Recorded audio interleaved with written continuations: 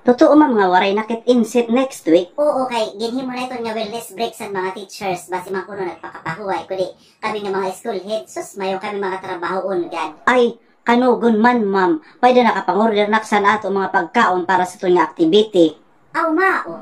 Yes po ma'am. Pwede nakapagpa-reserve naksan ato venue dito sa Marcelas Resort and Hotel. Dikan, ito imo mga request nga merendahon ma'am, ito pusit nga saging nga turog unon, di kanya nga pinutos, iraid, ngansin, puto ma'am, ako na itong lat ma'am pinamaydan. Kay sugara nga ipupospon talamon, kay ipapaisol malampit sa kung kanukit makapagkandak sito nga inset, ini nga mapili na lakit kung kano man, dirikit makapag-interrupt sa ato mga classes. Aw, sige po ma'am.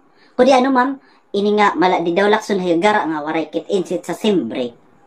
Kay na ano ma'am, correct mo, mayo ka ginhini mo yan ang asim break. Kunta nga ni ma'am, kudi wala naman akson mahimo kay mayo na nga yung pagawas nga memo.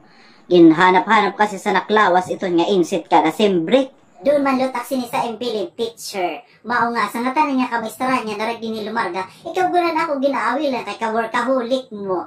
Hala kay, narag ka man sa may trabaho, ayade, anak ako mga trabaho o ikaw lang ko na pagtrabaho, di ka tig-message na lakon human na ha? Kinahanglan ta, next week matima mo ha?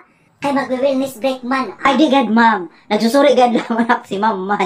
Joke ko gad la ito.